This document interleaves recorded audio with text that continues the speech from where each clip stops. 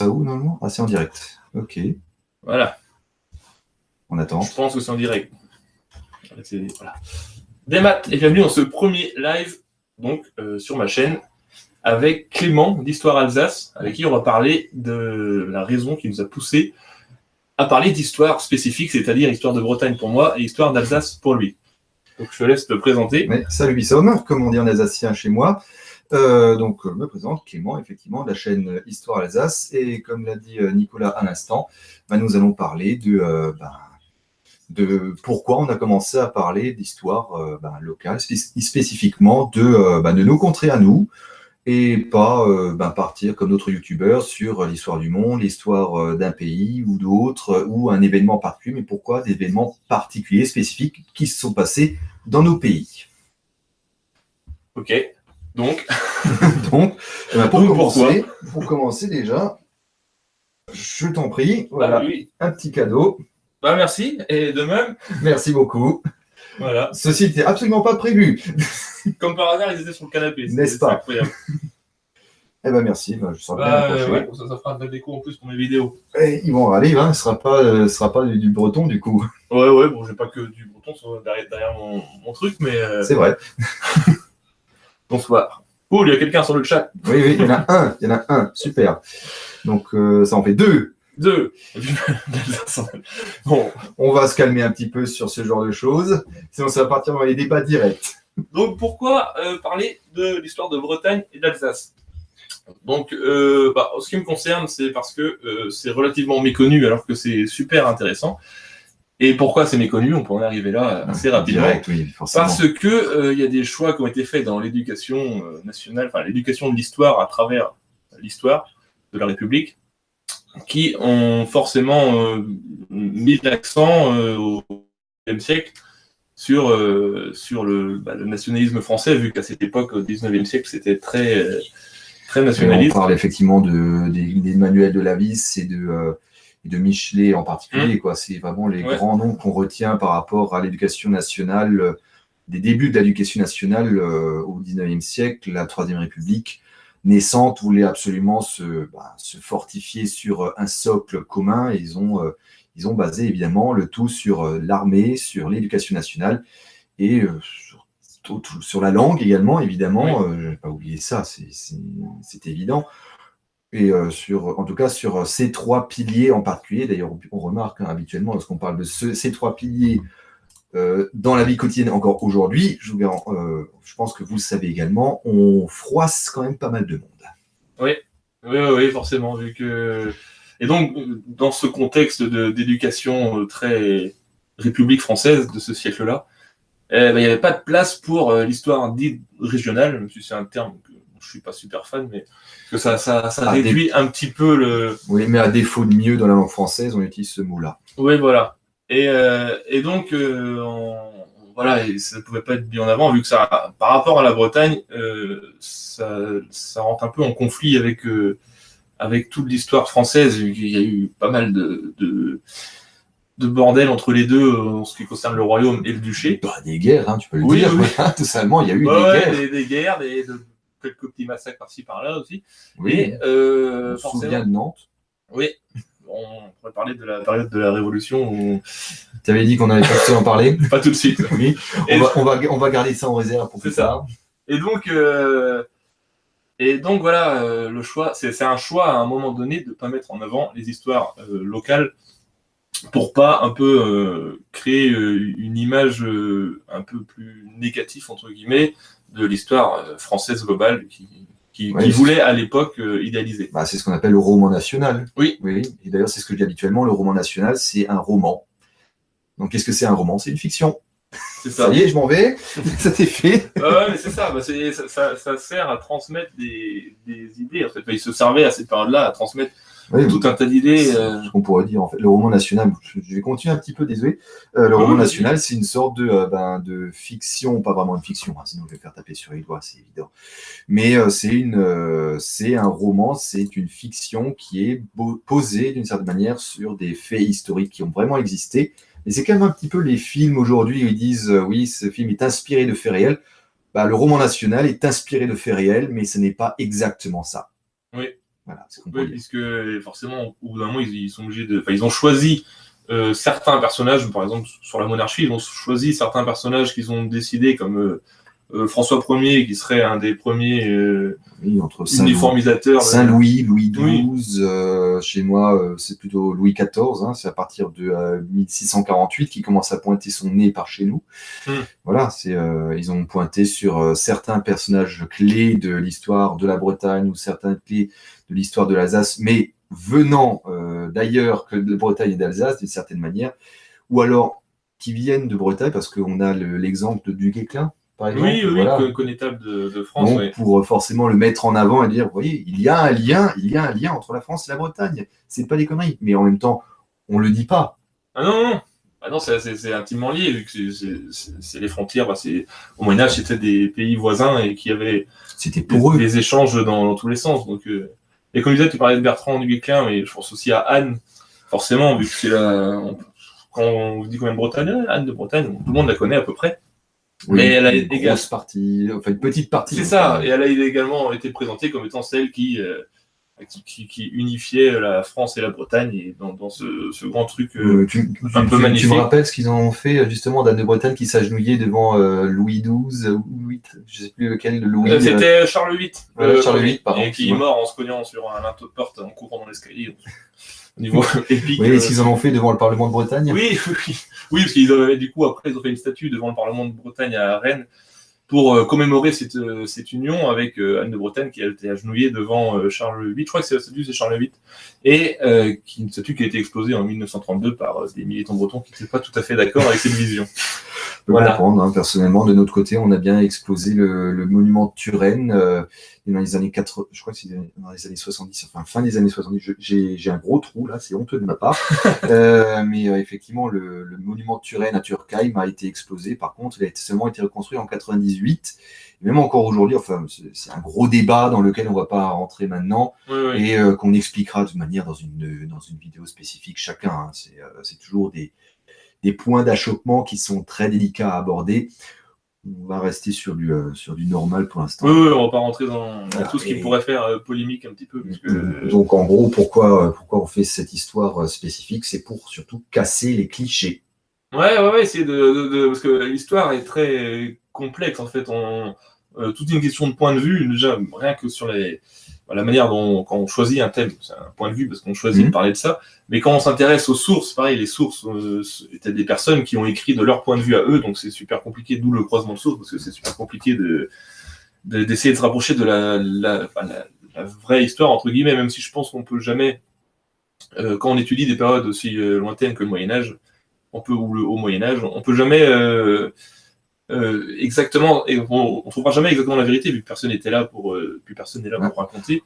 Bonsoir, le duel unipolaire. Unipolaire, pardon. Oui, sur le chat, n'hésitez pas à commenter, à faire part de vos réflexions. Oui, poser, participer également. Si jamais le principe d'un live. C'est ça, c'est pas juste bonjour, je regarde. Non, posez des questions, c'est entièrement démocratique. Hein. Oui, on accepte tout le monde.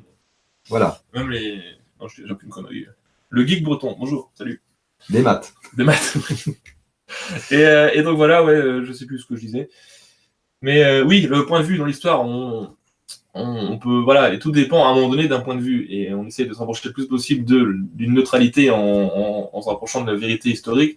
Mais on l'aura jamais vraiment vu que. Il y a des sources qui ont disparu, il y a des sources qui ont été éliminées. Évidemment, et même si jamais on avait la totalité des sources sous la main, il faudra toujours avoir l'interprétation personnelle. Oui, c'est ça. Donc, c'est toujours compliqué à mettre de rien, le duel unipolaire. Je vais y arriver, je suis désolé. Fais-le en alsacien, disons. Ah non, là, c'est encore pire. Voilà. Mais du coup, c'est ça. C'est compliqué. Et même d'ailleurs, à titre personnel, quand le monsieur parle-t-il alsacien ou allemand? Les deux. La langue maternelle est alsacienne, l'allemand je l'ai appris par la suite, mais je parle les deux, et le français également. On l'aura compris. Oui, also, ich kann ein bisschen Elsassisch reden, wenn ich will, ist kein Problem für mich. Et si jamais je commence à parler allemand, ça donne ich kann auch ein bisschen Deutsch reden, es macht kein Problem. Voilà. J'ai pas une histoire de problème dans l'histoire, non, t'as pas dit aucun sens. Non, je ne connais pas. Quel est le but de ce live?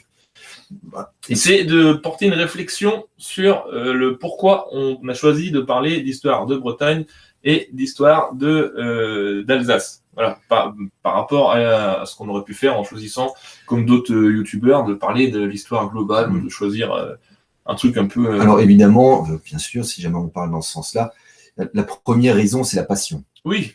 Bien sûr. Oui, on ne s'est pas dit, tiens, tout d'un coup, c'est est-ce que il faut pas y en voir. Tous les youtubeurs, ils ont fait un truc sur l'histoire, ils ont fait un truc sur la science. Et si je faisais un truc totalement putaclic et que personne n'a jamais fait. Alors personnellement, putaclic, il faut quand même le voir loin, parce que moi, à peine 400, même pas 500 abonnés, je suis quand même loin du compte de ce point de vue-là, mais je suis quand même content déjà de partager ma passion. Parce que c'est quelque chose, évidemment, ça me passionne, il n'y a pas vraiment de raison à la passion, c'est quelque chose qui te tient à cœur depuis longtemps. Moi, personnellement, c'est quelque chose qui me tient à cœur pratiquement. L'histoire en particulier, la matière historique, c'est quelque chose qui me tient à cœur depuis la primaire. En tout cas, je n'ai pas vraiment souvenir de quand ça a vraiment eu lieu. Mais la passion, je l'ai eu depuis très, très, très longtemps. La passion de l'histoire de l'Alsace, elle est venue. Je ne sais pas vraiment quand, je ne sais pas vraiment où, mais elle était là, au bout d'un moment, et puis je me suis dit, écoute, je vais en parler. Je me souviens, par exemple, pour remonter vraiment loin au collège, j'avais carrément fait un article entier sur la libération de l'Alsace de novembre 44 jusqu'à mars 45, dans le journal du collège. C'est dire si ça intéressait les personnes. C'est un pavé comme ça, alors que les autres, ils avaient fait un petit truc comme ça. Moi, c'est quelque chose qui me passionne depuis très, très longtemps. Donc, forcément, j'ai pas perdu la passion et l'envie de le transmettre est toujours là. Ouais, moi, c'est pareil. Je suis d'abord passionné d'histoire. Depuis tout petit, j'ai toujours adoré l'histoire. Et petit à petit, je suis venu m'intéresser à l'histoire de Bretagne. Et puis, j'ai découvert un énorme truc dont j'avais aucune idée, qui permettait d'expliquer un petit peu le marquis de Montcalais, qui habite le château est pas très loin de chez moi. Qu'est-ce que c'est que cette histoire de marquis? Pourquoi il a été décapité? Qu'est-ce qu'il voulait? Et en me renseignant sur tout ça, j'ai découvert le Moyen-Âge et tout ce qui s'est passé, et puis les migrations bretonnes des siècles d'avant. Et puis en fait, c'est super riche. Et voilà, cette envie aussi de partager et de faire vivre l'histoire qui, je pense à notre goût, cette histoire-là n'est pas assez vivante et existante. Oui, d'une certaine manière, en fait, c'est que d'une certaine manière, l'histoire, c'est vu comme un truc totalement secondaire, voire inutile. Ouais. Habituellement, c'est comme ça. Et le duel unipolaire, j'ai réussi. Bien, j'ai réussi. Le duel unipolaire, y a-t-il des menhirs en Alsace? C'est une excellente question, et oui, il y en a. Il y a des menhirs en Alsace, il y a des monuments mégalithiques en Alsace, ça existe.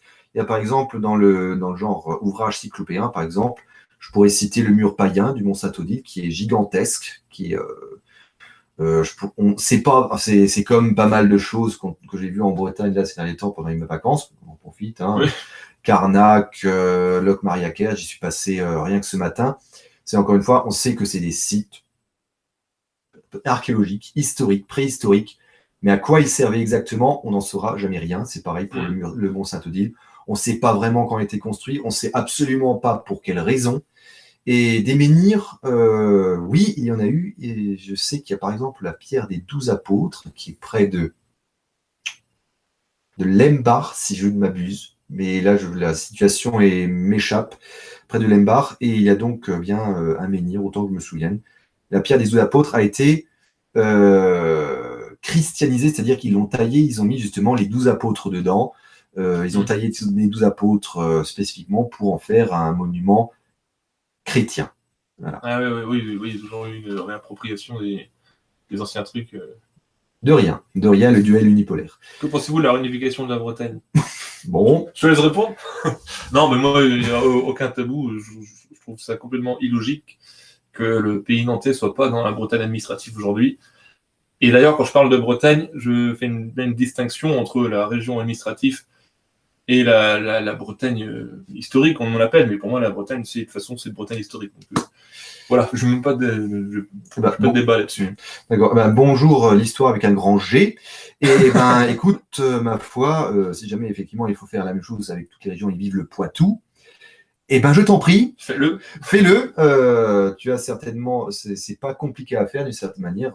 Bon, après, il faut un certain engagement, un certain niveau budgétaire. Hein, c'est toujours un Et du investissement. temps. Si on veut être un Et peu du temps. constant, c'est le temps qui Du temps. qui Moi, manque. oui, c'est surtout ça. Surtout que nous, c'est absolument pas notre. Ah tiens, il a arrêté. Ah oui. 2 secondes, je reviens. Je vais je vais pas rentrer dans les débats politiques. Je suis sûr qu'en fait, je vais pas lancer. Ah mince.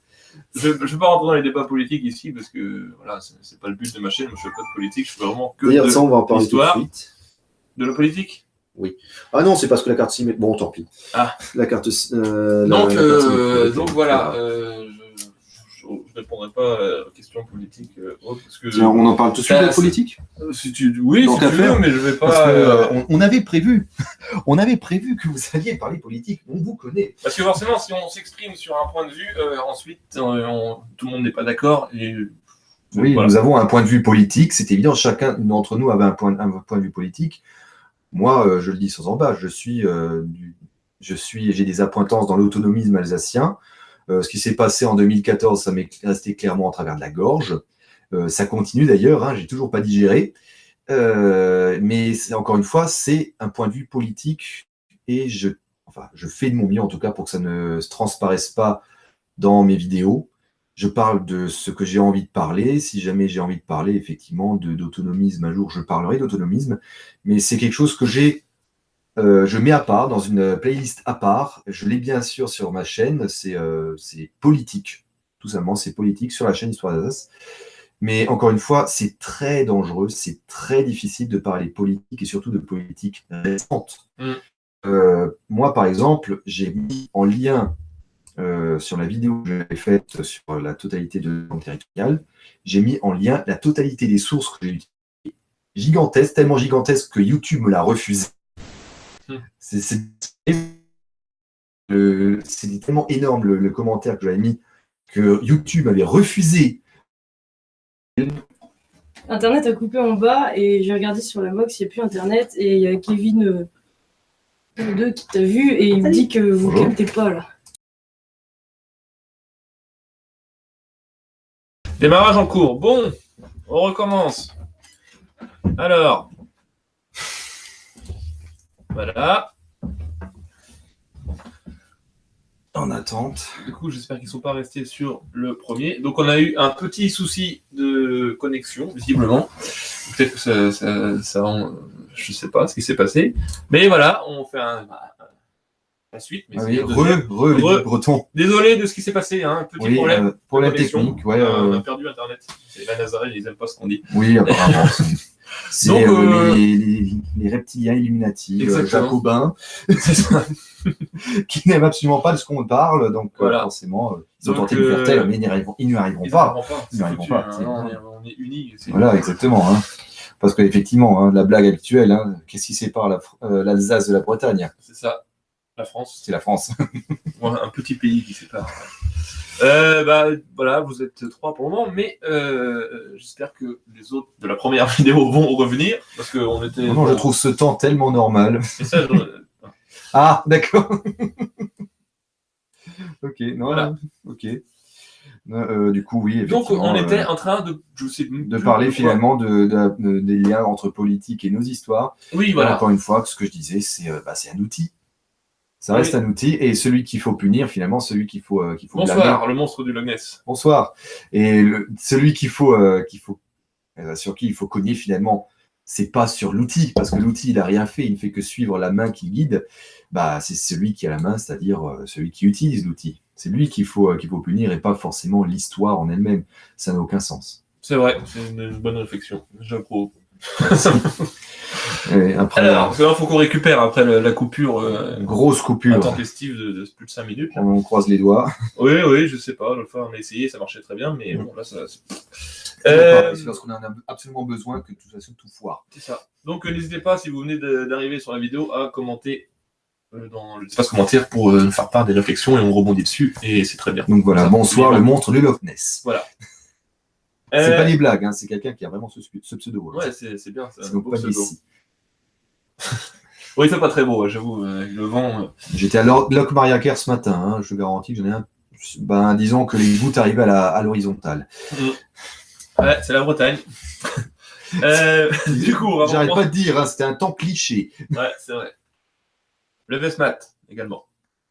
Donc, on a noté un petit peu. Hein, donc, le but de la réflexion, de la vidéo, c'est réflexion sur pourquoi on fait nos vidéos, sur nos thèmes précis. Donc, on a quelques trucs qu'on s'est notés. Alors, est-ce que l'éducation nationale aurait les moyens justement de faire une éducation tiens, question histoire. Tes potes. A-t-elle été indépendante? Comment dire? Non. C'est indépendante dans le sens strict.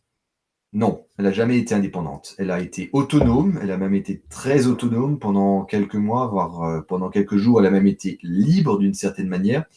Mais c'est comme était libre, par exemple, je pourrais parler de l'État libre de Bavière. Alors, il faut savoir que les Bavarois, ils y tiennent énormément à cette expression, État libre de Bavière. Mais ils ont toujours été, à partir de 1871, les Bavarois ont toujours été inclus dans la fédération allemande, que ce soit un empire ou une république, ça doit être une fédération. Et l'Alsace a été un petit peu le moins autonome des États. Il a été de plus en plus au fil du temps, puis ensuite, après 1918, c'est totalement tombé à l'eau, pour des raisons que l'on connaît, c'est-à-dire que l'Alsace est redevenue française. La Seconde Guerre mondiale, j'en parle même pas, parce que là, niveau dépendance, c'était juste... c'était over the top, quoi. C'est un niveau incomparable que j'espère qu'on ne verra plus jamais. Et depuis, non, forcément. Et sous le Saint-Empire, non plus, même si effectivement, il y avait des cités-États qui étaient plus ou moins indépendantes. Strasbourg était une ville libre. C'est une question sur l'Alsace. Oui. Les gens se posent des questions. Qu'est-ce que l'Alsace? Voilà, donc le Moyen-Âge n'a pas été indépendante. S'il vous plaît. Je vais arriver. Alors, je commence. Donc, je pense que j'ai assez répondu. Parce qu'il y avait aussi un duché de Bretagne. Oui, il y avait un duché de Bretagne. Il y avait un duché d'Alsace aussi sous les Mérovingiens qui a été supprimé par les Carolingiens et a duré un siècle. Voilà. Je vais continuer. Donc, si vous avez des questions sur la Bretagne aussi, n'hésitez pas. Oui, alors pour l'instant, est-ce qu'elle n'appartenait pas à la Bourgogne? Non, elle n'a jamais appartenu à la Bourgogne. Bourgogne indépendante. Elle a failli faire partie de la Bourgogne, sauf que les Alsaciens n'étaient pas mal d'accord. D'ailleurs, pour bien montrer à quel point les Alsaciens n'étaient pas d'accord, ils ont quand même envoyé plus de 500 hommes à la bataille de Nancy pour en finir avec le duc de Bourgogne, Charles le Téméraire. C'est dire si vraiment ils aimaient le Téméraire, ils aimaient la Bourgogne. Ensuite, donc le guide breton, au Moyen-Âge, l'Alsace n'était pas été indépendante. Alors, comme je l'ai dit juste à l'instant, il y avait des cités-États qui étaient plus ou moins indépendantes, il y avait beaucoup de seigneuries, il y avait l'Autriche qui avait beaucoup de dépendances également, il y avait l'évêque de Strasbourg qui avait beaucoup de dépendances alsaciennes, qui avait pas mal de domaines. Il y avait aussi la ville libre de Strasbourg dont j'ai parlé, qui avait même le droit de frapper monnaie. Pendant la main, ils avaient même le droit de frapper des monnaies d'or, ce qui est vraiment très très rare. D'ailleurs, les Gulden, les Rheingulden, d'ailleurs, qui étaient donc les Gold, on parle de Goldgulden, donc des florins d'or, traduction française, sont aujourd'hui très bien cotés. Si jamais vous en avez un dans votre tiroir, je vous garantis, allez chez le numismate, je vous garantis, vous sortez avec au moins 500 €. Ensuite, l'histoire de l'Alsace est très liée à l'Allemagne. Oui, sans aucune hésitation. Alors, je ne vais pas sortir les sentiments, je ne vais pas dire « ouais, c'est dommage » et « yes, c'était cool ». Je vais dire « oui, l'histoire de l'Alsace est très liée à l'Allemagne » pour la bonne et simple raison qu'on a fait longtemps partie du Saint-Empire romain germanique, qui est, disons, la base de la culture allemande. Et même plus avant, mais bon, ça c'est un autre débat, si jamais on peut dans les hautes antiquités et le germain. La culture allemande, donc, elle est très liée. Elle a été un des berceaux de la littérature allemande. Quoi encore, pendant plus d'un millénaire, pratiquement, de 700, voire non, de 400 jusqu'à 1600 et quelques, on a été on était un peuple germanique.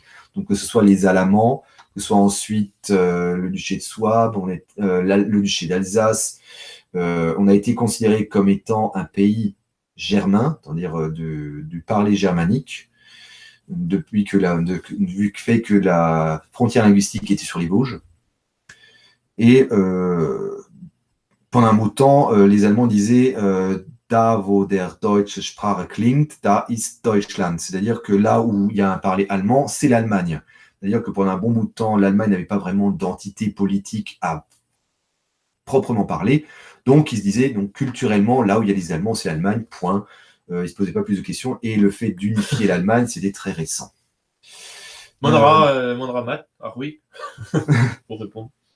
D'accord, des maths. Et donc, voilà. Oui, bref, c'est nos cousins issus de Germain. J'avoue que j'ai un petit peu de mal à Gilles Lagré, j'ai un petit peu de mal à suivre. Je dis effectivement effectivement, c'est la famille. D'une certaine manière, ça reste la famille, même si on est séparés par le Rhin et par une frontière politique. En parlant, non, on a déjà fait politique. On a déjà fait politique. Pardon. On va peut-être rebondir sur ce que je vois que tu es lancé dans l'Alsace. Je vais terminer rapidement parce qu'il y a encore une devise. Vas-y. Et donc, bon, das Elsass ist wo es klo immer best. Comment dire ça? Non, la devise alsacienne actuellement, c'est Wir willen bleiben was wir sind, c'est-à-dire nous voulons rester ce que nous sommes. Voilà, tout simplement, c'est la réponse si jamais c'est la question. Voilà. Et on est tous cousins, oui, sur une échelle suffisamment longue, dans le temps, on est tous cousins quelque part. Oui, effectivement. Si on remonte, voilà. Très très loin. Et rien à voir, oui. 1000 ans d'indépendance bretonne, roi, duc, oui, effectivement, rien à voir. Ouais. Rien à voir. C'est une histoire totalement différente. C'est-à-dire qu'on aurait pu avoir un duché, finalement, a été supprimé par les Carolingiens. Quoi encore, ensuite, il n'y avait jamais de pouvoir assez fort en Alsace pour faire un duché d'Alsace unifié. Alors, il y a eu aussi les Hohenstaufen pendant un bon temps. Oui, merci, puis la choucroute, oui. J'en mange pas tous les jours, par contre, hein, ça risque de me lasser. Merci.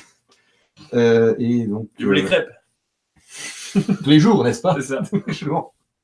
La tarte flambée, hein, de temps en temps. Ouais. Voilà, donc historiquement, il y a eu les Hohenstaufen qui ont fait d'une certaine manière un duché d'Alsace parce qu'ils étaient ducs d'Alsace et de Souabe. Ça, on l'oublie assez souvent parce que assez souvent, on dit que les Hohenstaufen, qui étaient une dynastie justement qui était empereur du Saint-Empire romain germanique, et à savoir, ils étaient tellement balèzes que les types ils contrôlaient un petit peu tout ce qu'il y avait entre la Camargue et la Pologne et de Danemark jusqu'à la Sicile. C'est-à-dire si, niveau badassitude historique, ils en imposent. Et, qu'est-ce que je voulais dire? Oui, donc les Hohenstaufen étaient ducs de Souabe et d'Alsace. Ce qui veut dire que le duché d'Alsace était un duché à part, mais qu'ils étaient ducs des deux. Voilà. Très bonne question là, du monstre du Loch Ness, qui existe visiblement. Des relations historiques entre les deux contrées. Alors si tu veux parler entre la Bretagne et l'Alsace, ben je vois pas. j'ai jamais trouvé. Complexe, on va dire. Ouais, complexe. C'est un peu loin. Ça a toujours été assez séparé et de par un gros truc au milieu. Et du coup... Je connais pas effectivement de. Si, il y a bien un Alsacien. D'ailleurs, j'en ai parlé. J'ai fait une vidéo sur un Alsacien qui a été amiral de la flotte française. D'ailleurs, ça m'a surpris pas mal lorsque j'ai dit que effectivement c'était qu'il y avait des amiraux alsaciens, parce que niveau côte maritime en Alsace, il n'y en a juste pas du tout. Il a fait ses classes à Brest. C'était l'amiral Bruat. Voilà. Mais sinon, effectivement, vu. Une petite question. Pardon, fini. À part qu'il y a un breton qui est dans le cimetière de mon village. C'est vrai, hein, il s'appelle Luc Bjorn d'ailleurs. Hein, oui, donc, on ne peut pas se tromper. Et un breton qui est dans le cimetière de village, je vois pas beaucoup. Sur la Bretagne, j'ai vu quelque part que le Maine et l'Anjou étaient complètement annexés pendant environ 2 ans après la chute des conquêtes de Salomon. C'est vrai, c'est oui quand. Après la chute complètement annexée, je crois pas, parce que déjà Salomon n'avait pas complètement annexé le Maine et l'Anjou. Il avait pris quelques parties, mais pas complètement. Et quand il a été assassiné, c'est parti en guerre civile en Bretagne, donc je pense pas qu'il soit allé plus encore vers l'Est, parce qu'ils avaient sûrement autre chose à faire, à régler leurs problèmes de succession. Donc je peux pas affirmer, mais je ne pense pas. Monstre du Loch Ness, tu es une hypothèse. C'est ça. Mais effectivement, en toi-même, tu existes. Par contre, le monde du Loch Ness, on se pose encore la question. C'est vrai. Voilà. Et on va rebondir sur Exactement. ce que tu veux dire, si l'éducation nationale pourrait faire quelque chose pour l'enseignement. Pardon. C'est la bière. C'est la bière. De nos histoires respectives, est-ce qu'il y aurait matière pour qu'ils puissent l'enseigner en quelque sorte? Tu disais toi-même, hein, quand on veut, on peut, d'une Oui. certaine manière. Le fait de faire une histoire nationale n'est absolument pas l'idée de faire un concurrent à l'histoire locale, de l'histoire spécifique. On peut enseigner les deux parce que de toute manière, actuellement, les profs que je connais d'ailleurs, ils ont du mal à boucler leur propre programme, c'est-à-dire qu'il est tellement dense que même eux, ils n'y arrivent pas. Mais il y a tellement de trucs là-dedans que je vois qui se disent c'est pas étonnant que finalement les élèves ils décrochent, parce que j'en ai vu des pas mal, quoi. C'est assez aberrant parfois les histoires. Les programmes historiques, je les ai vus au CAPES, en tout cas dans ma tentative d'avoir le CAPES, donc de devenir prof d'histoire-géographie. Et j'ai vu les programmes, je me dis c'est pas possible de pouvoir enseigner tout ça. C'est une catastrophe. Enfin, pour moi, et puis surtout, elle est de moins en moins bien vue. Donc, c'est dire, c'est déjà, on décroche. Moi, personnellement, j'avais de la chance parce que j'adorais l'histoire avant de la faire, d'une certaine manière. Oui. J'adorais l'histoire avant de suivre des cours d'histoire. Du coup, j'avais un bon a priori. Par contre, d'autres, j'imagine que l'histoire de la France ou l'histoire de l'Alsace, ou des moments où on parle histoire, c'est un truc inutile. Point. Il y a le monstre de Loch Ness qui demande s'il n'y a pas d'équivalent de Diwan en Alsace. Il y en a, mais pas aussi développé. On aimerait que ce soit le cas. Ce sont les écoles ABCM, Zweisprachigkeit, donc bilingues, et qui font en sorte, en fait, alors, là, le reproche qu'on leur fait, c'est de faire de l'enseignement de l'allemand. Pour les Alsaciens purs et durs, ça doit être que de l'alsacien, sauf que pour que ça passe auprès de l'académie, vu que nous, on n'a pas autant de courage que les Bretons, ça, c'est quelque chose que... Enfin bon, ça y est, il y a le sentiment qui revient. Je le mets de côté, merci.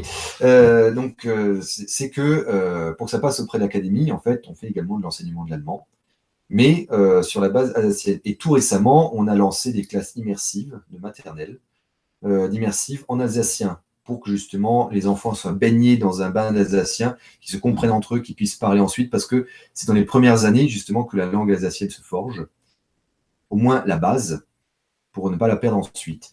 Et on a eu un gros clash d'ailleurs ces dernières années, enfin même pas ces dernières années, ces derniers mois, c'était entre l'académie justement qui a découvert que les ABCM faisaient des classes immersives, de retirer ses profs et les soutiens qu'elle avait aux écoles ABCM, le contrat et tout, parce que voilà, c'est pas dans les clauses du contrat, donc on va tout vous retirer. Et heureusement d'ailleurs que les conseils culturels bretons et basques se sont mobilisés, parce que s'il avait fallu attendre le conseil culturel alsacien, qui justement, le président du conseil culturel alsacien n'était même pas, a même engueulé les personnes qui voulaient, membres du conseil qui voulaient envoyer une lettre de réclamation, et actuellement, on l'aurait clairement dans l'os. Donc, merci encore pour les Basques. Oui, alors, merci encore aux Basques et merci aux Bretons. Lancelot du Lac. On a le monstre de Loch Ness et Lancelot du Lac. Je crois que c'est le. Enfin, quoi que Lancelot a. Enfin, quoi que le monstre a peut-être existé aussi, il va savoir. Enfin bon. T'en fais pas, nous aussi, Lancelot du Lac, on a eu des soucis et on est également revenus. Oui, vraiment désolé pour cette coupure intempestive de la NSA, je pense. Je vois que ça. Oui, à mon avis. Y a-t-il beaucoup de locuteurs qui s'intéressent beaucoup à. Tu vas me laisser boire. Pourtant, le monstre de Loch Ness en Alsace, on peut lui avoir des lacs, mais. Il y a des lacs. Beaucoup de locuteurs alsaciens, oui, il en reste encore beaucoup. Alors, je ne pourrais pas te dire parce que, vu que c'est une langue du privé, et que en Alsace, comme un petit peu partout en France finalement, maintenant, on commence les conversations en français, donc je ne pourrais pas te... C'est un réflexe. Il n'y a pas de recensement Non, des recensements. Le dernier recensement qui a lieu, c'était dans les années 70, donc ça date de très loin. Et s'il y a encore des locuteurs alsaciens en Alsace, il y en a, oui. Mais Disons qu'il faut vraiment tirer les vers du nez pour que ça vienne. Oui, 700 000 sur Wikipédia et apparemment 200 000 encore en Moselle. Le seul truc, c'est que avec le temps, il y a peut-être encore 2000 en Moselle, sans en vouloir à mes amis mosellans. Mais il n'y en a plus beaucoup. Et on ne sait pas parce que des recensements, il n'y en a pas beaucoup. Ouais. Et c'est de la brite, pas de la Corrèze. Sans faire un placement. Hein. Voilà, donc, c'est aussi bon, enfin, chacun ses goûts. Et donc voilà. Moi, vous me posez pas de questions, quoi. La Bretagne, vous connaissez, c'est bon. Ah bah tu leur dis tout. Ouais, c'est ça. Tu leur dis tout, hein. Moi ils me connaissent pas. Hein. Bonjour d'ailleurs. Il y a encore des. Il manque au niveau des lettres de ton dernier mot, apaisement, fraternité. Il y a des, je ne sais pas. Les Z, là, j'ai pas compris. Des bretonnants ou des. Ouais, je pense, britophone. Le francisque. Le francique. Pas la francisque. La francisque, c'est autre chose. Ah non, la bride blonde, hein, pour revenir. Pardon. Tout va bien. C'est le francique en Moselle. Ah oui. D'accord. Troisième année, bilingue. Y a-t-il encore des Bretons? Les Bretons, y a-t-il encore des Bretons? Oui. Oui, plein. J'existe. Je pense. Oui, après breton, on peut partir sur qu'est-ce qu'on appelle breton. Hein. Est-ce que c'est seulement... Oh là, si on part dans ce sens-là. Non, mais juste rapidement, est-ce que c'est seulement l'habitant de la région administrative Bretagne ou est-ce que c'est la personne qui se sent breton? Et se sentir breton, on ne peut pas le quantifier. Hein, oui, ben là, on repart sur oui, la découverte ou l'ignorance de Triane. C'est pas Triane. Oui, effectivement. Ils l'ont repris. Ils l'ont repris, effectivement. C'est la chanson. Oui. Je sais que c'est un poème. Je sais plus de qui, malheureusement, tu me le diras. Mais ça me revient pas, c'est honteux. Âme, est-ce que tu parles breton? Non. Voilà. Un petit peu, je comprends, je peux baragouiner, comme on dit. Justement, c'est des mots bretons qui sont rentrés dans la langue française. Mais je peux pas tenir une conversation breton. Voilà. Pour clarifier les choses. Bébête, les Gallos sont-ils bretons? Oui. Les Gallos habitent en Bretagne et je pense qu'ils sont bretons. De toute manière, il y a des gens, je pense, qui habitent en Bretagne et qui ne sont pas bretons dans leurs sentiments personnels. Mais le pays gallo est breton depuis le début. Morvan-le-Besque, merci. Oui, voilà, merci. Je suis désolé d'avoir oublié. C'est bon. D'accord. Et il est traduisible, enfin, on peut le transposer à toutes les minorités françaises, finalement. Oui, oui, c'est clair. Et donc, oui, alors, il y a parce qu'en Bretagne, il y a un gros débat sur les gallos parce que. Est-ce qu'ils sont bretons parce qu'ils ne sont pas bretonnants? C'est ça. Mais je pense pas que la langue soit le seul critère pour définir ce qu'on est en tant qu'identité. Donc oui, le pays gallo est de toute manière. Tu vas me dire Bébête Alsace. Alsace. Oui, mais Bébête. Vive. Merci. Ouais, Bébête Braise. Alors, désolé, j'ai mis du temps. J'ai pas arrêté de lire. Qu'est-ce qu'il voulait dire? Donc, merci à toi, Fagan Swameg. Merci. Ils sont bretons d'un peu. Ah oui, d'après moi aussi, parce que alors déjà que la Bretagne, il manque pas mal de bouts, ensuite on enlève le pays gallo, il ne reste plus rien. Si on enlève même tous les bouts de Bretagne où on parle plus breton tout court, ouais. Ça fait grand-chose. Oui, si on définissait que par la langue, il n'y a plus de Bretagne. Donc voilà, c'est un critère important d'un peuple. Et après, on pourrait rentrer dans tout le truc. Mais... Oui, qu'est-ce qu'un peuple? Oui. L'identité, que le peuple breton qui migre de Bretagne. D'ailleurs, personnellement, oui, effectivement, toi, tu parles du peuple breton, moi, je parle du peuple alsacien. Ça m'est vraiment totalement égal.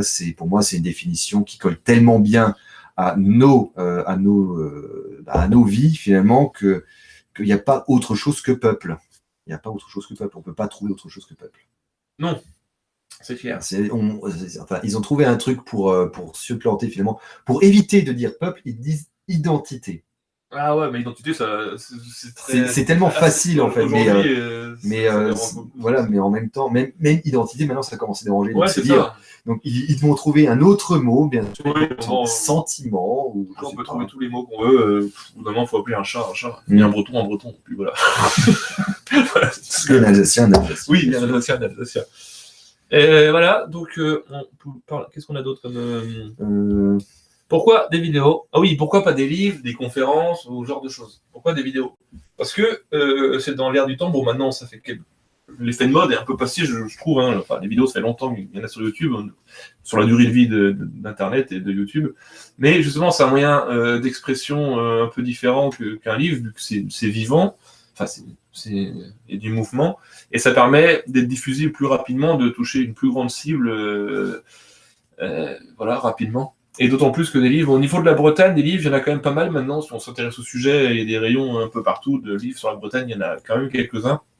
Donc, personnellement, je vois pas ce que j'apporterais à cette documentation assez complète. Enfin, je préfère faire des vidéos parce que j'arrive mieux à faire ça.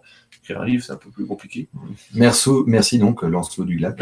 Merci. On en fera d'autres. Quels seront les prochains sujets pour qui? Pour moi ou Clément? Pour les deux, je pense. Ouais. Tiens, justement, effectivement, qu'est-ce qui va suivre? Après, j'embrayerai également. Ah bah tiens, forcément, tu as découvert dans un article de Ouest France. Hein. Ah oui, j'ai eu de la chance d'avoir quelques journalistes qui sont intéressés à ce que je faisais, donc il y en a eu quelques-uns. Et donc ça a permis une diffusion papier un peu plus grande, et ça fait plaisir, parce que au moins ce que je fais, voilà, c'est un peu visible. Reconnu. Ouais, voilà, reconnu, c'est une sorte de reconnaissance. Et puis, ça c'est cool. Voilà. Et oui, tu étais sur les prochains Donc, sujets. les prochains sujets, moi, par exemple, j'ai des vidéos en projet, évidemment. C'est un petit peu l'une après l'autre que ça vient. C'est vraiment sur l'air du temps, si j'ai envie de la faire. 2018, évidemment, je vais parler de novembre de l'année 1918 en Alsace, qui a été particulièrement cruciale, qui a été une des années les plus cruciales de l'Alsace de pratiquement toute son histoire, finalement, en équivalence avec celle de 1871.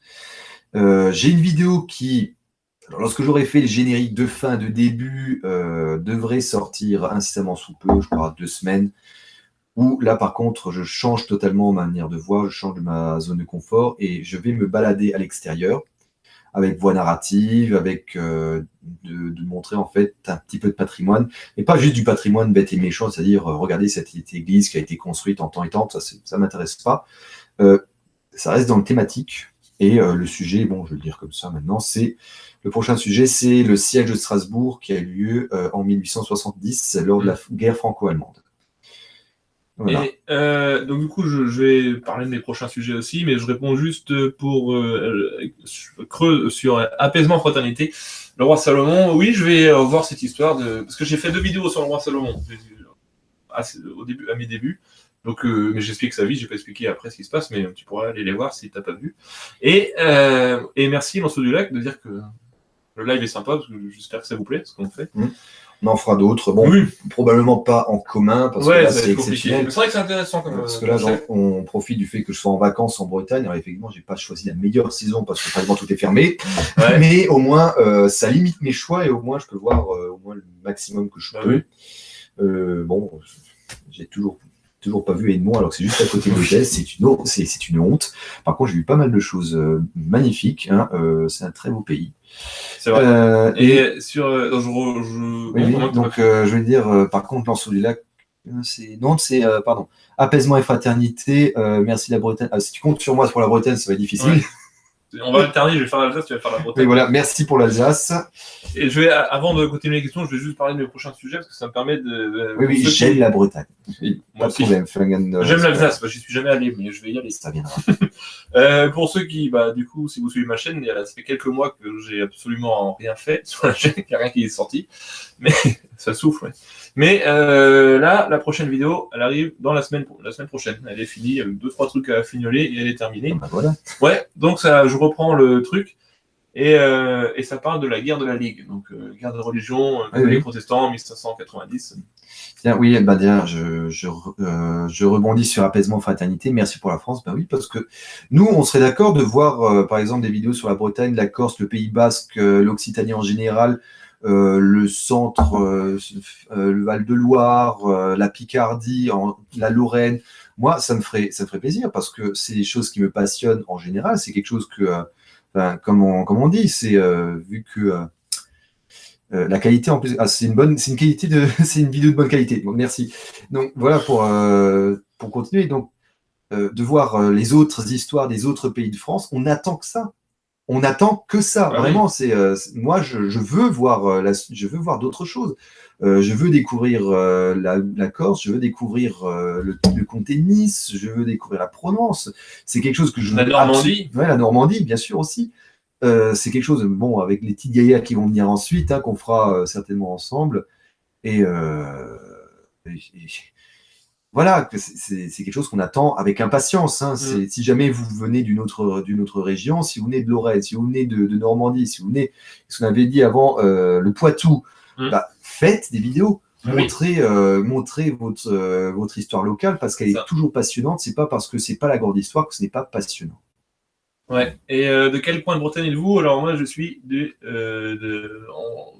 sud Morbihan, enfin entre Pontivy et Lorient, au milieu. Voilà, à peu près. Un pays pour l'être. Ça y est, ça repart. Ça, je m'en doutais bien. Bref, on va pas vous dire ce qui est en train de se passer. Vous le lisez vous-même. Voilà. Ouais, Lisa.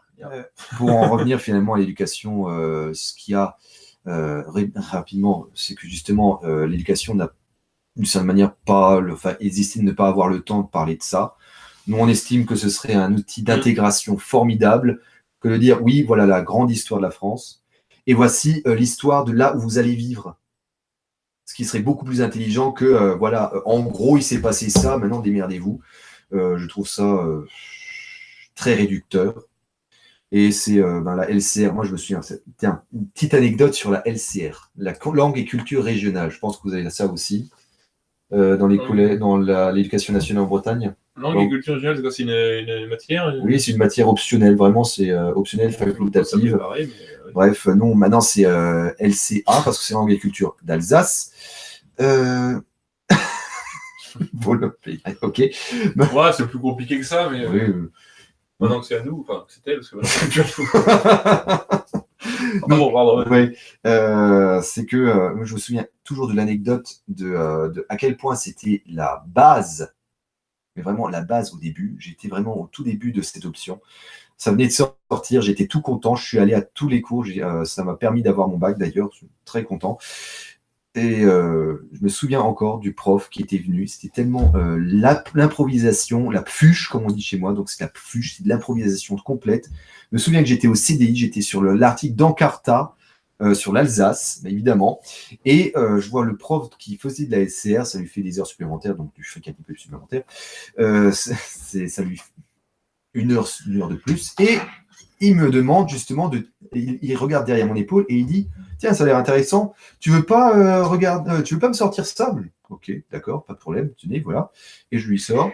Et qu'est-ce qui se passe au cours de LCR suivant?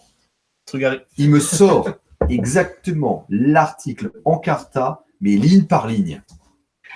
Là, sur le coup, je te le ah ouais, d'accord, c'est cool, hein, il a appris des trucs. Et puis après réflexion, mais quel gland! Je suis désolé, mais quelle andouille! Il n'a même pas creusé le sujet, il a juste recraché un article d'Encarta. C'est vraiment qu'il ne va pas chercher loin. Voilà. Et encore une fois, pour rebondir rapidement, encore très vite, je me souviens d'une vidéo de Doc7 où il parlait de la Guyane, il parlait de son pays à lui, finalement, la Guyane, de son département, parce que c'est un département. Oui, Encarta, oui. Et il avait dit justement par rapport à l'histoire des bagnes, qu'il avait dit ce serait intéressant en fait qu'on en parle, parce qu'il estimait qu'on n'en parlait pas beaucoup. Mais en même temps... c'est la vraie moelle. Ouais, Lance-le du lac. La bière, c'est ma religion. Hein. Je viens d'Alsace, souviens-toi. Parce qu'on m'a servi une autre. T'as pas fini la tienne, t'as même pas commencé d'ailleurs. Si, j'ai commencé, mais je parle pas. Voilà. On va revenir à Doc7. Comment vous êtes-vous rencontrés? Ah oui, pardon. Pour revenir à Doc7, justement, c'est que justement, c'est quelque chose de très important pour lui, très important pour l'histoire de la Guyane, mais finalement, et c'est malheureux de le dire, pour l'histoire de la France, ça reste une anecdote. Facultative même.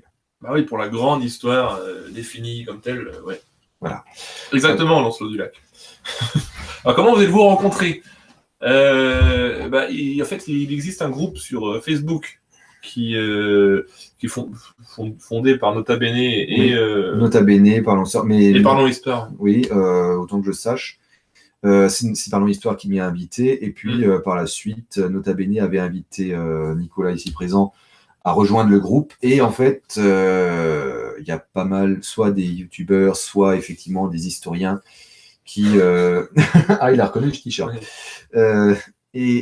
Donc, qui corrigent certains textes. Si jamais on les met dessus, ils corrigent les textes selon qu'il y a des problèmes ou pas. Oui, voilà. On peut... Et par la suite, en fait, le script est corrigé et il est raconté. Nota Bene le fait souvent, Parlons Histoire l'a fait aussi.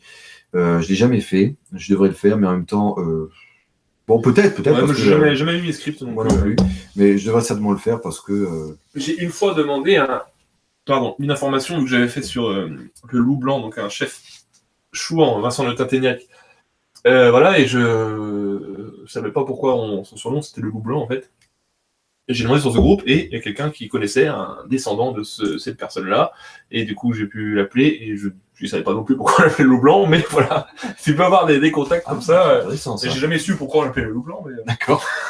parce que c'est. Mais voilà, c'est un groupe qui permet de revenir l'histoire sur YouTube. Et pour en revenir finalement à la rencontre, c'est que Nota Bene l'avait invité, puis j'ai dit l'histoire de Bretagne, directement où est la chaîne, Oui. et ça a continué comme ça. Et puis on a fondé un petit groupe Facebook qui marche pas des masses. Alors, on n'a rien mis dessus. On n'a rien mis dessus depuis qu'on l'a créé. Oui, voilà, on parlait tout à l'heure on fait des trucs sur l'histoire du Poitou et de tout ce qu'on peut, parce que c'est génial. Et nous, on a fondé un groupe Facebook qui s'appelle, un nom un peu à rallonge. En gros, c'est l'histoire des localités, un petit peu, enfin des localités. Des histoires locales, quoi. Ouais, des histoires locales, des minorités et tout ça, et pour essayer de réunir les personnes sur YouTube qui font des trucs locaux. Mais on s'est rendu compte, en fait, qu'on était un petit peu les deux seuls. Ouais, c'est ça. Voilà. Donc, penses-tu passer sur support écrit? Support écrit... Ah bah tiens, on allait en parler, oui, effectivement. Blanc, oui, tes potes. Oui, c'est sûrement ça, c'est ce que je dis dans la vidéo. Voilà, le blanc. Mais voilà, je me demandais s'il n'y avait pas souvent dans ces histoires-là, il y a un point de départ, il y a une anecdote précise qui fait que les gens ont un surnom. Et c'est ça que je cherchais en fait. Donc, support écrit dans ces vidéos, là, pas pour le moment. Parce que, voilà, comme je disais, ça pourrait être intéressant, hein, on m'a déjà demandé ça, même de faire une sorte de site web avec une documentation plus complète sur mes sujets, avec, où je pourrais résumer des choses. Mais c'est un autre travail, et le problème, c'est le manque de temps. Faudrait vraiment, parce que ça prend énormément de temps de faire des vidéos, et on s'investit beaucoup, et du coup, il faudrait que je fasse des concessions sur d'autres choses à côté dans la vie pour me focaliser là-dessus. Donc, pour le moment, c'est pas. Et s'il sera disponible en bilingue, oui, j'essaierai de toute manière. Parce que t'as un traducteur sous la main, c'est vrai. Oui, sur la chaîne, vous avez peut-être remarqué, sur la dernière vidéo qui est disponible, il y a Maël, donc mon frère, qui est britophone couramment, et qui donc a fait la vidéo à parler en breton, et donc il fait les sous-titres de la chaîne aussi, donc je pense qu'il m'aiderait à traduire tout ça. Donc pour lancer du lac, il faut garder ce format. Oui, mais de toute façon, voir ma vidéo, je peux après l'arrêter parce que j'aime bien faire ça. Maintenant, je commence à être un peu. Après, on aime, mais après, ça reste quand même du boulot. Oui, c'est ça. C'est ça que ça reste énormément de boulot. J'avais compté une vidéo de 20 minutes, j'ai mis sur Alan Barbotard, j'ai mis une trentaine d'heures entre l'écriture, la recherche, tout ça, à peu près une trentaine d'heures. Donc c'est du boulot. Encore une fois, moi, c'est justement pour rebondir sur l'écrit, vu que moi, j'ai un petit peu oblitéré la question. C'est ce que j'ai fini par me rendre compte. C'est pourquoi les vidéos, c'est parce que le livre, c'est un effort. C'est un effort, pas un effort intellectuel, pas du tout, mais c'est un effort, justement, déjà de chercher le livre, et c'est un effort, justement, financier également. Parce qu'il faut se rendre compte que des livres, c'est pas gratuit. Et alors, on va me dire, les bibliothèques, ça existe. Oui, mais les bibliothèques, il faut une carte d'abonnement. Il faut payer l'abonnement. Et il faut ensuite se dire, je vais retourner à la bibliothèque pour rendre le livre, je vais prendre un autre livre. C'est un effort. C'est un effort. Je ne veux pas dire que ceux qui ne font pas cet effort sont des fainéants, pas du tout. Mais on n'y vient pas spontanément. Moi, qui viens du monde de l'écrit, qui ai fait une fac de sciences humaines, qui ai fait de l'histoire, pour moi, c'est littéralement un réflexe d'aller dans une bibliothèque, mais je vois dans mes proches, je suis le seul à faire ça. Mes proches, ce serait plutôt, si jamais on va en ville, on va faire les magasins, on va dans les restaurants, on va visiter un monument, on va faire ceci, on va faire cela. Mais la bibliothèque, ou la librairie même, ça vient presque en dernier. Et pareil pour les librairies, justement, pour en venir aux librairies, il faut déjà, pour ce qui est des alsatiques, parce que nous, on a le terme alsatique, tant qu'il existe encore et tant qu'on ne peut pas grand estique, bref, tant qu'il existe encore, les alsatiques, il faut d'abord trouver le rayon. C'est déjà un effort. Ensuite, il faut, vous prenez le livre en main, c'est parfois des pavés comme ça. Ça peut être des trucs comme ça, oui, ça peut être, mais on n'y apprend pas grand-chose. Mais les livres les plus intéressants, c'est comme ça, pas comme ça. Et encore une fois, ce sont des historiens qui l'écrivent, ce sont des professionnels de l'histoire, ou alors il y a beaucoup d'images, là, effectivement, ça allège la lecture, mais la plupart du temps, les livres les plus intéressants et qui nous intéresseraient, et qui justement sont les plus à même à orienter d'un côté ou de l'autre le lecteur, ce sont des pavés. Et déjà, vous imaginez quelqu'un qui n'aime pas forcément l'histoire acheter un gros pavé historique, livre de plus de 25 €, voire 30. C'est 3 plats du jour, hein, il faut se rendre compte du truc. Et ensuite, de le lire, c'est un effort considérable. Je ne dis pas, encore une fois, je ne dis pas que ceux qui ne le font pas sont des fainéants. Pas du tout. C'est juste que ce sont des gens qui n'ont pas ce réflexe-là. Et je trouve finalement que le support vidéo est le plus à même actuellement à faire passer l'idée plutôt que de passer encore par l'écrit. Alors, j'y passerai peut-être un jour, qui sait. C'est d'ailleurs même des idées, hein, on a des idées. Par exemple, j'ai des idées de romans, j'ai des idées de guides touristiques, pourquoi pas. Mais le support vidéo, à mon avis, actuellement, me semble plus facile, beaucoup plus facile d'accès que l'écrit. Et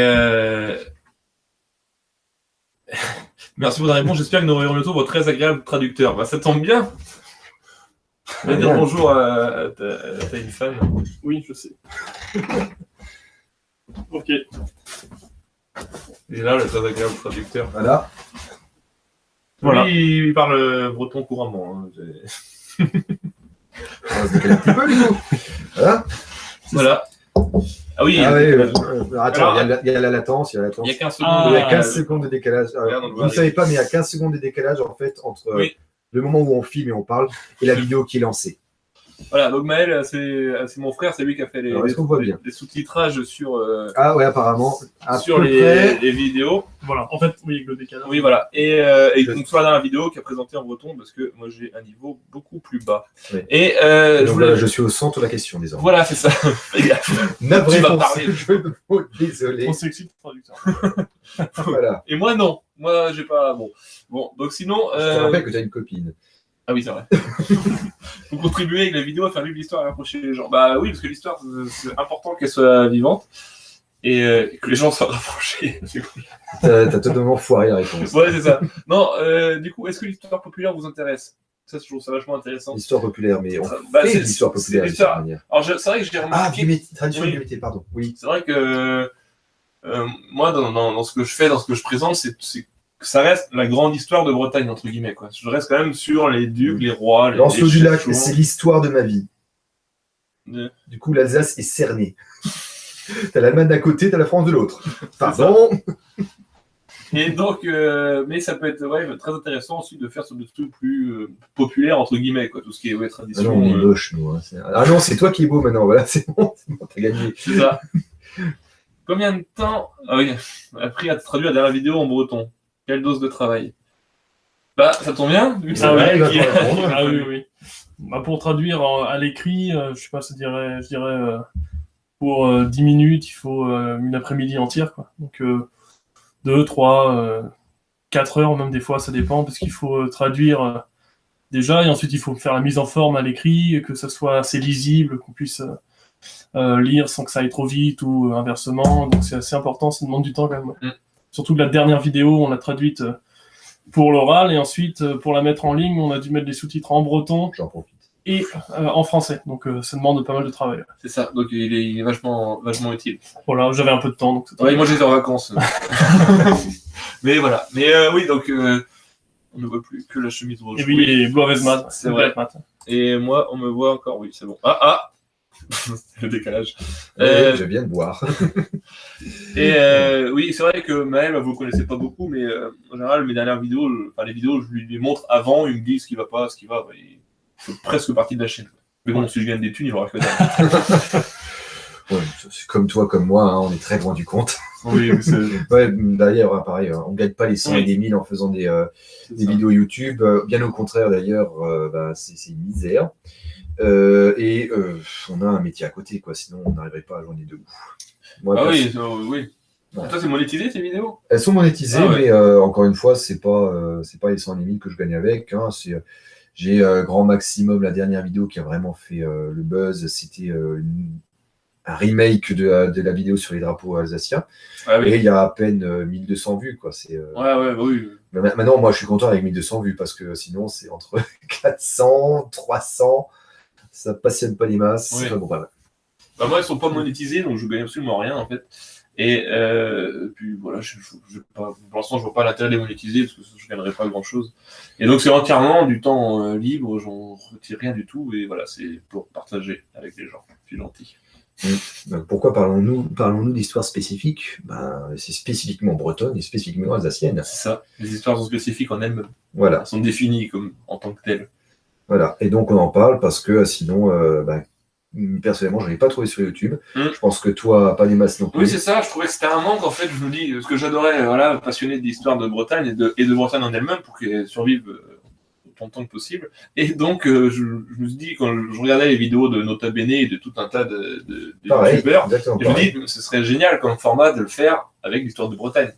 Et personne ne le faisait. Donc, je me suis dévoué. Pareil, je me suis dévoué. Bon, après, ça a été le gros choc de 2014 aussi, qui m'a lancé dans le truc. J'y pensais au début, et puis bof, quoi. Le grand test. Et oui, le choc de 2014, quoi.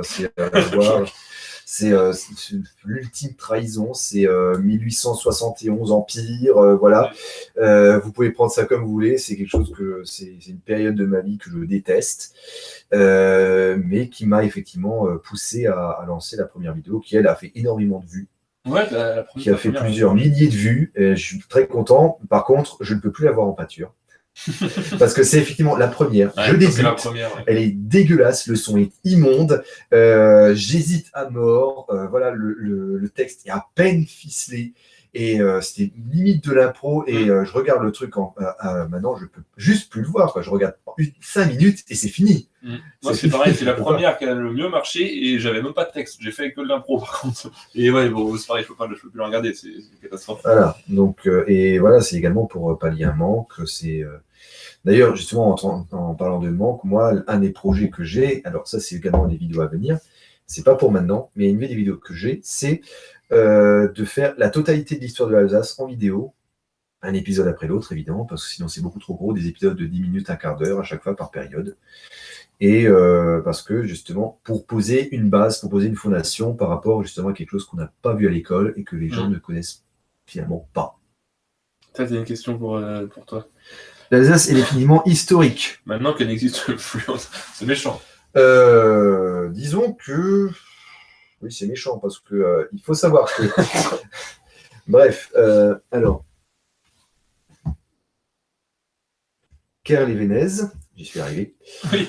Il faut savoir qu'il y a encore pas mal de lobbies qui luttent du côté de l'Alsace pour faire une machine arrière toute, pour que l'Alsace redevienne une région.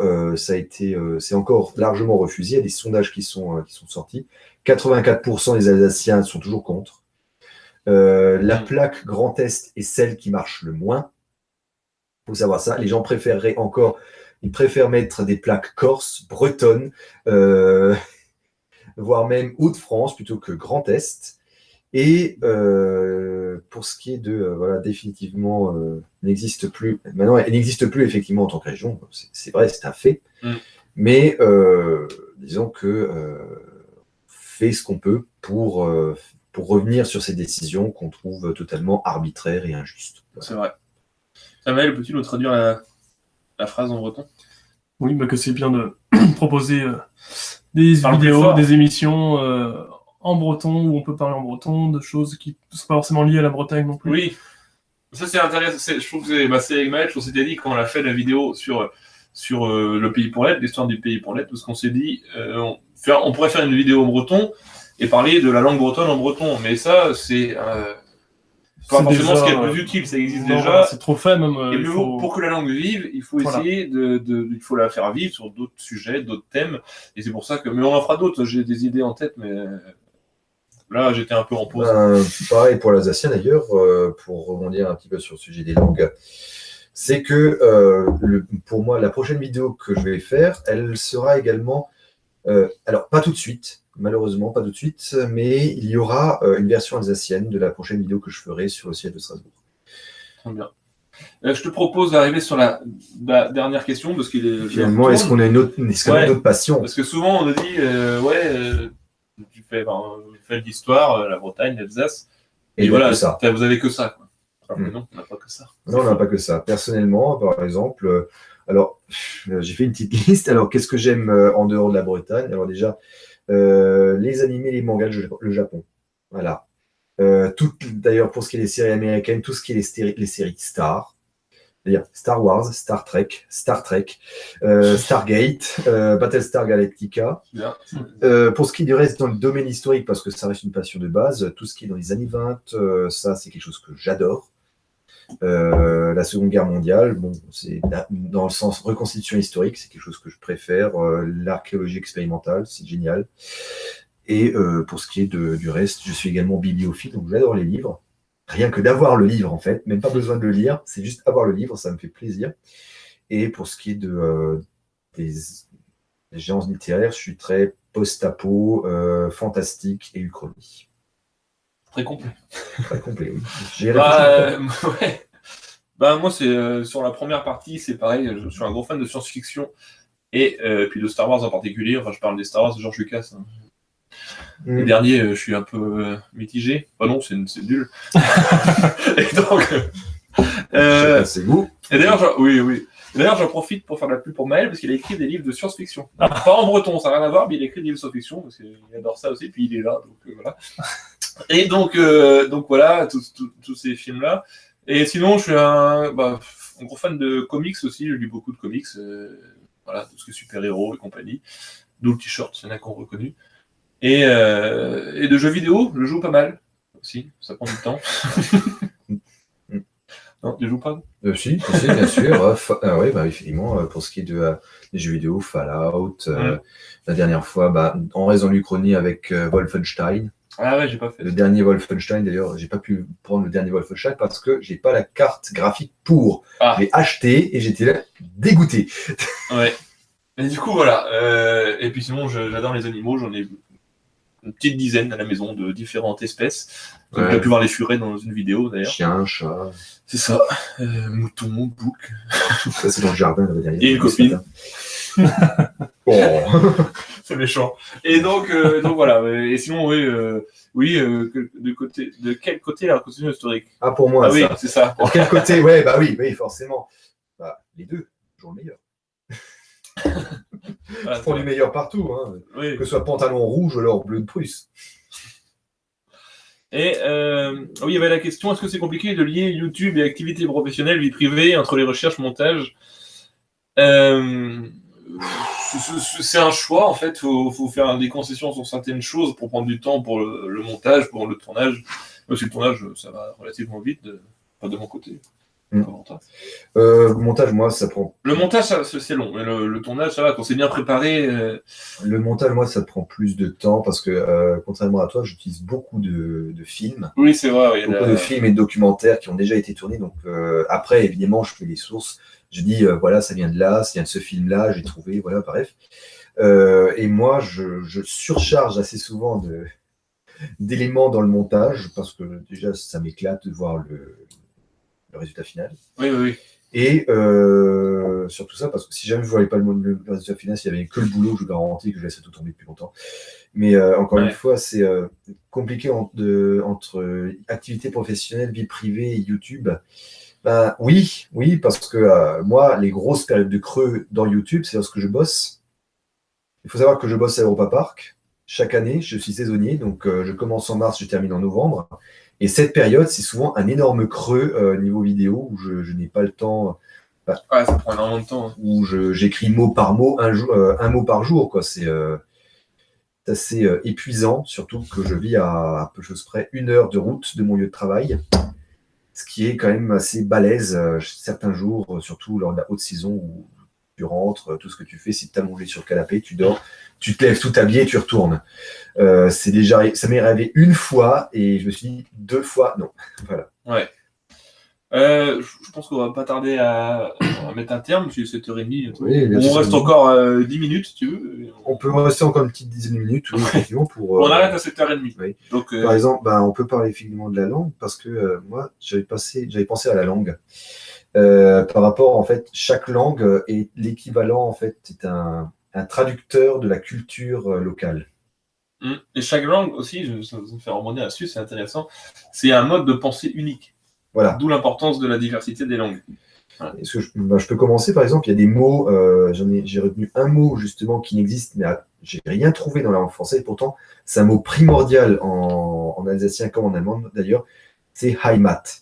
La Heimat, qu'est-ce que c'est? On pourrait traduire ça d'une certaine manière par le chez-soi, ce qui nous entoure, la maison, le village, même la région, voire un peu plus. Heimat, c'est tellement vaste, tellement complexe, et qu'il n'y a pas vraiment de traduction en français. Alors, il y en a qui traduisent ça par patrie, sauf que la patrie, en fait, il y a déjà une traduction pour ça. C'est Vaterland. Vaterland, c'est clairement c'est la traduction de patrie, donc patresse, père. Père, la traduction en allemand, c'est Vater, donc Vaterland, patrie. Donc, mais Heimat, c'est un mot qu'on ne trouve pas. Et voilà, si jamais en alsacien, évidemment, c'est Heimat, moi je dis en Heimat, c'est ma grand-tante qui me l'a appris d'ailleurs tout récemment. Heimat, ich Heimat du, donc tu as ton chez-toi ici. Tu es ici chez toi d'une certaine manière. Et voilà, si jamais on perd totalement la langue, on perd une manière de penser, on perd une manière de voir, on perd une manière de voir le monde. Je trouve ça extrêmement dommageable, même cruel d'une certaine manière. Et je trouve ça littéralement risible de dire que ces langues menacent la République. Ouais.